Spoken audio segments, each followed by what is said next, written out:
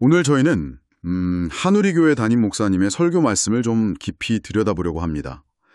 핍박의 시대, 교회의 사명이라는 제목인데요. 요한계시록 11장을 중심으로 한 내용입니다. 이 시대 교회의 역할과 그 중요성, 그 핵심 메시지를 오늘 여러분과 함께 나누는 게 목표입니다. 설교 시작부터 교회를 등대에 비유하시더라고요. 어두운 밤바다를 비추는 등대, 복음의 빛을 전하는 존재 이유를 딱 강조하시는 거죠. 네, 맞아요. 요한계시록 하면 보통 마지막 때, 심판 이런 좀 무거운 주제잖아요. 근데 이 설교는 그 안에서 교회가 받은 그 특별한 사명에 초점을 딱 맞추고 있어요. 계시록 전체 구조를 보면 일곱 인, 일곱 나팔, 일곱 대접 이렇게 심판이 점점 강해지거든요.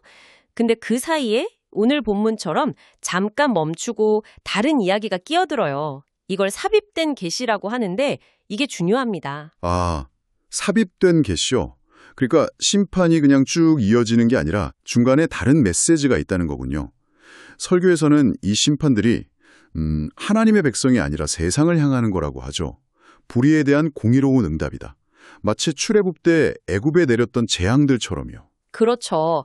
근데 중요한 포인트가 일곱째 인 심판 직전인 7장 또 일곱째 나팔 심판 직전인 10장, 11장에 이런 삽입 계시가 있다는 거예요.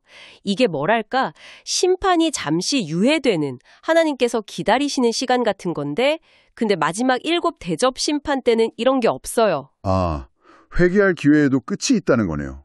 좀 무서운데요? 네, 그런 메시지가 담겨 있죠. 특히 7장을 보면 여섯째 인 재앙의 그 공포 속에서 누가 능히 서리오 하고 사람들이 절규하거든요. 거기에 대한 하나님의 대답이 바로 이 삽입 계시예요.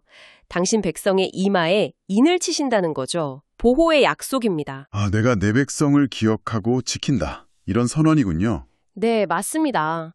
하나님의 심판이 그냥 무차별적인 게 절대 아니라는 거.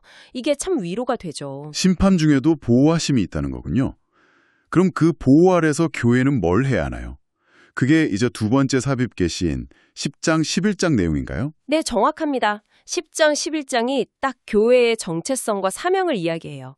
10장에서 사도 요한이 작은 두루마리, 이게 복음인데 이걸 받아먹는 장면이 나오죠.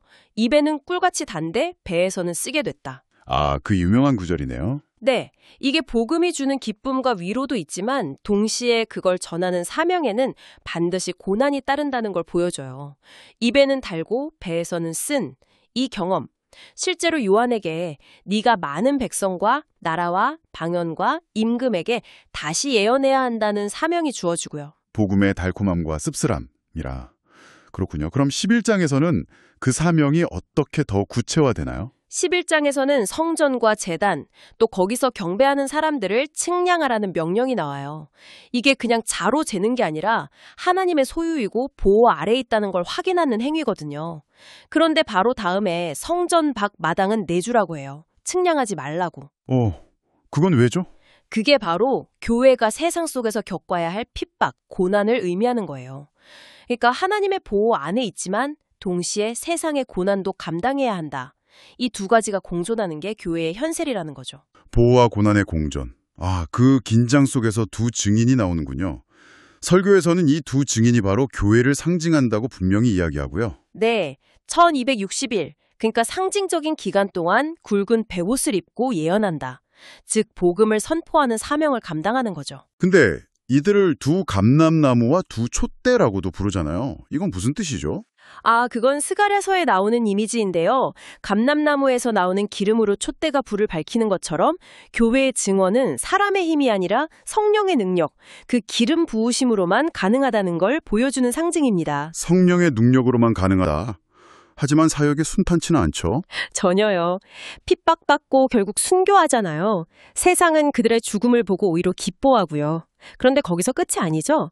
하나님께서 그들을 다시 살리셔서 하늘로 올리시고 땅에는 큰 지진이 일어나고 그걸 본 남은 자들이 두려워하면서 하나님께 영광을 돌리게 된다. 이게 복음의 궁극적인 승리죠. 와, 정말 극적인 반전이네요. 교회의 최종 승리. 근데 설교에서 또 중요하게 짚는 부분이 있다고요? 네, 아주 중요한 지적인데요. 심판 그 자체만으로는 사람들이 회개하지 않는다는 거예요. 계시록 다른 부분을 보면 끔찍한 재앙 속에서도 사람들이 돌이키지 않고 오히려 하나님을 모독하는 모습이 나오거든요. 정말요? 그럼 어떻게 회개하는 거죠? 바로 두 증인의 증언, 즉 교회를 통한 복음 선포만이 사람들을 회개로 이끈다는 겁니다. 심판이 아니라요. 심판이 아니라 복음만이 사람을 변화시킨다. 네, 바로 그겁니다. 설교는 복음만이 사람을 살리고 하나님께 돌아오게 하는 유일한 길이라고 강조해요. 그래서 복음을 증언하는 게 교회가 마지막까지 해야 할 핵심 사명이라는 거죠. 그리고 이 사명은 아까 말한 두 감람나무처럼 내 힘이 아니라 오직 성령의 능력으로만 가능하다는 거고요. 결국 이 설교는 오늘 이 말씀을 듣는 우리 한 사람 한 사람이 바로 이 시대의 두 증인이라는 거네요. 세상이 어렵고 때로는 비웃더라도 침묵하지 말고 성령의 능력을 힘입어서 생명을 살리는 복음 증언자로 살아야 한다는 그런 강력한 도전이자 부르심인 것 같습니다. 맞습니다. 그 부르심에 응답하는 것이 중요하겠죠. 네. 그럼 마지막으로 청취자 여러분께 질문 하나를 던지면서 마무리하고 싶습니다. 설교에서 두 증인이 성령의 능력, 그 감람나무 기름 부음으로 사명을 감당한다고 강조했는데 이번 한 주 여러분의 삶 속에서 그 성령의 능력을 구체적으로 어떻게 의지하면서 증인의 삶을 살아갈 수 있을지 잠깐 생각해 보시면 어떨까요?